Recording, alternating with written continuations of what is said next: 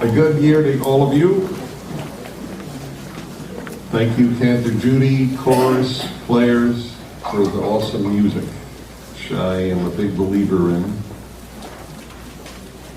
God wanted us to use instruments, said so in the Torah, and I think it's been a loss in Jewish life not to use them in our sacred services.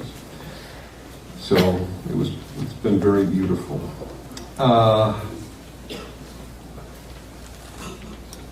Before my talk, I want to remind you that, and then tell you why I'm reminding you.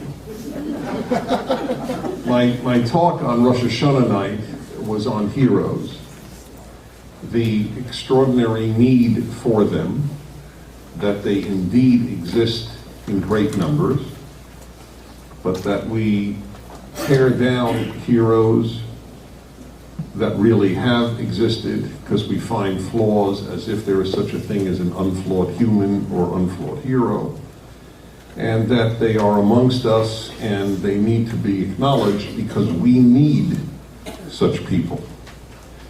So I'm going to introduce somebody because you're going to hear from him tomorrow, and I'm embarrassing him already just by saying hero.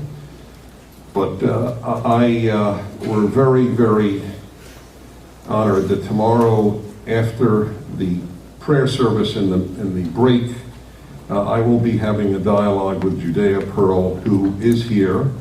Judea, would you please stand? I know you don't want to, but I'm making you. Judea Pearl is a great man. He is not great because his son Daniel Pearl, the American Jewish Wall Street journalist, was murdered by Islamists in Pakistan. He is a great man because of what he has done with that. When I said earlier that Viktor Frankl taught me in his great work, I read it in high school, Man's Search for Meaning, the only freedom that the Jews in the concentration camps had. They had none. They had no freedom to live or die. Everything was told to them by the Nazis. But he said, we did have one thing they couldn't take away, how we reacted.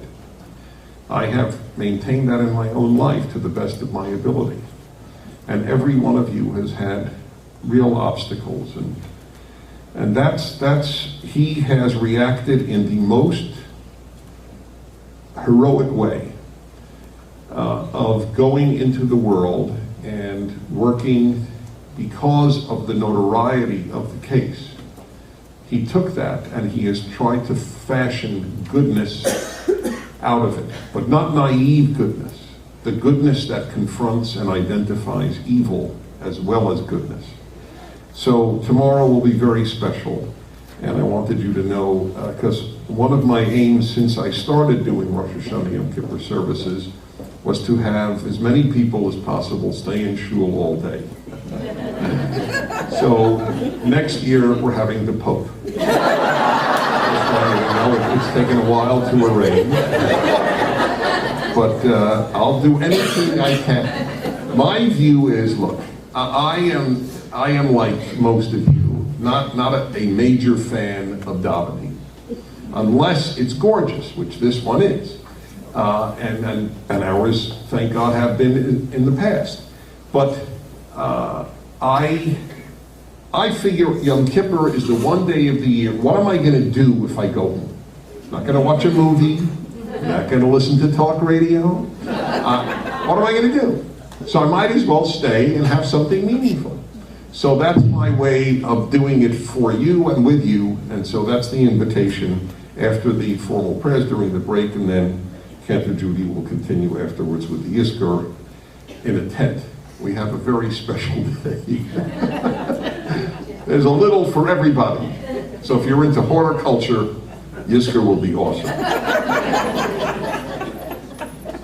Okay, I want to talk to you about, since it's after all, Sin Day, I want to talk to you about a sin. One sin, which I consider to be the one that is the root of all of them. That's interesting, because everybody must think, what's the worst sin? I mean, the worst sin is murder. We all know that. But there is a root of all of this One of the 10 Commandments, over the years, and I've been teaching them for 30 years, I'm amazed to say, by the way, really amazed to say, I'll tell you just one piece of personal news that happened between Rosh Hashanah and now. I became a grandfather for the first time. So, now let me say one word about that. We're supposed to say at such events, wow, I am so excited. I am, don't get me wrong, I really am. It's my first grandchild. On the other hand, let me just tell you, everything comes, if you're really honest, with some bittersweetness. And frankly, I still think I just got out of high school. So I look in the mirror and think, grandfather? Come on, you're kidding. You're kidding. But I'm not kidding. And I bet I mentioned that on the radio, and I got so much email from grandparents saying, that's exactly how I felt, but nobody ever, I couldn't say it. So it's just wanted to share that with you for no good reason other than it happened, and I'm very happy to tell you. Anyway, life goes on, and I've been teaching the 10 Commandments many years, and I came to the conclusion years ago that the commandment that summarizes all the others is do not steal. Thou shalt not steal. All the commandments are a form of theft. Take murder is obviously theft. You have robbed someone of life, right? Adultery, you have robbed a spouse. If you don't honor your father and mother, you have robbed your parents of their parenthood. That's what parenthood is honored. If it's not honored, it's not parenthood. And they've lost their dignity. If you bear false witness, you have stolen justice. It's all a matter of theft. And if we can instill in people just this, you can't take what doesn't belong to you, we will have a great world. If we could just, you know, we all have this vision, well, if I could have one wish, that's my wish.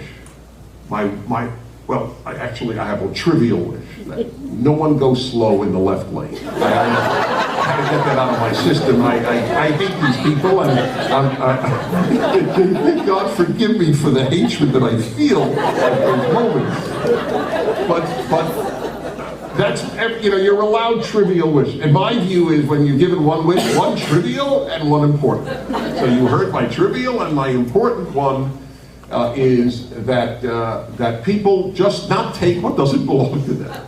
My life doesn't belong to you, my property doesn't belong to you, etc., etc. And my time doesn't belong to you. As you will see the ramifications of do not steal are all through life. Let's begin with number one. The Jewish understanding is that first and foremost, do not steal is do not steal a person. It's against kidnapping. It's against kidnapping. You cannot that's the first form of stealing, right? You're stealing a person.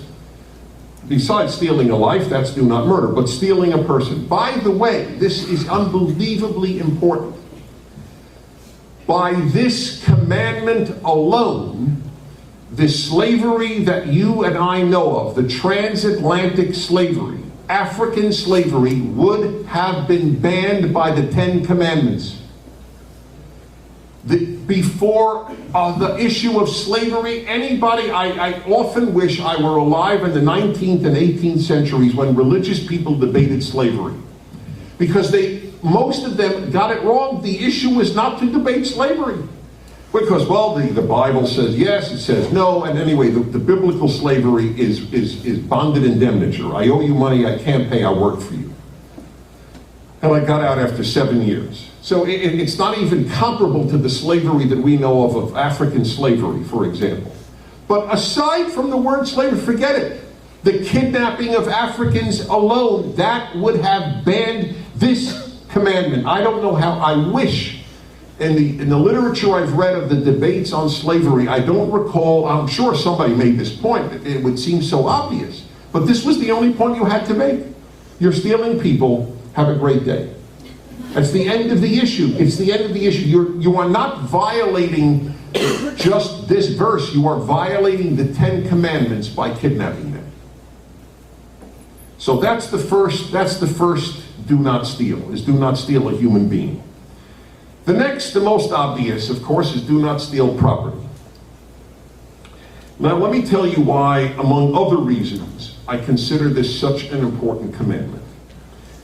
I am crazed by a certain issue. Everybody has their issue that just drive them. I am driven by protecting humans' dignity. I wrote a piece on this in the Jewish Journal of Los Angeles, where I write a column every other week, that since I began radio, there's one thing I've tried. I've committed, I'm sure, all sorts of sins. But one sin I don't think I have, and if I did, it was certainly not intentional, was to humiliate anybody. And I remember, for example, during the Monica Lewinsky, President Clinton issue, I banned I've said it openly, I ban all Monica Lewinsky jokes from my radio show. If you want to call in with one, call somebody else. I do not accept it. And I explain why. And I said it was Judaism that taught me this. That you can't humiliate anybody, and this is a human being created in God's image just like anybody else. And I remember one talk show host who, and it was I'll just say this, I won't say who he is, I'll just tell you he was a secular Jew. Now believe me, this is not anti-secular. There are many wonderful secular people, many lousy religious people. But I'll never forget this guy who he was born a Jew, he had no other Jewish identity. And this guy was very popular, and I remember he said, all right, today, the whole show is just going to be Monica Lewinsky jokes, so call me up. And I remember thinking, if this guy had gone to yeshiva, he wouldn't do this show. That I did believe. Because he would have learned that how Judaism preserves human dignity. Thievery deprives you of dignity. This is the biggest problem, almost, the biggest evil that is involved, or one of the biggest, involved in thievery. You know, if you've been burglarized, if your home was burglarized, nobody hurt. You came home to see your home burglarized. What did you feel?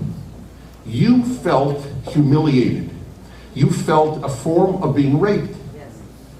That's exactly the word. I never had a home burglarized. Well, now I have to tell you why. This may be the single funniest story of my life, and most self-embarrassing. I was a bachelor and a Slav, which is almost redundant, but not entirely. I was living in New York in my 20s. I was in New York, I moved here at the age of 27. And my car was burglarized. So police came by to get a report. They were still taking reports in those days for burglarized cars. They came in, and I opened the door. They looked at my apartment, and I can't use the expletive because of the pulpit, but they said, "Holy yes, did they do a job?"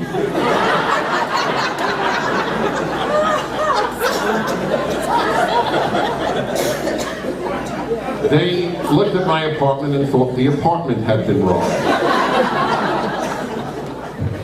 You know how embarrassing it was to actually officers, it was the car. So I only remember that because I said I'd never been burglarized, but then I realized the only reason was if a burglar came, he thought somebody had already done it. It's fine, it's a way to protect yourself against burglary. There's a humiliation involved.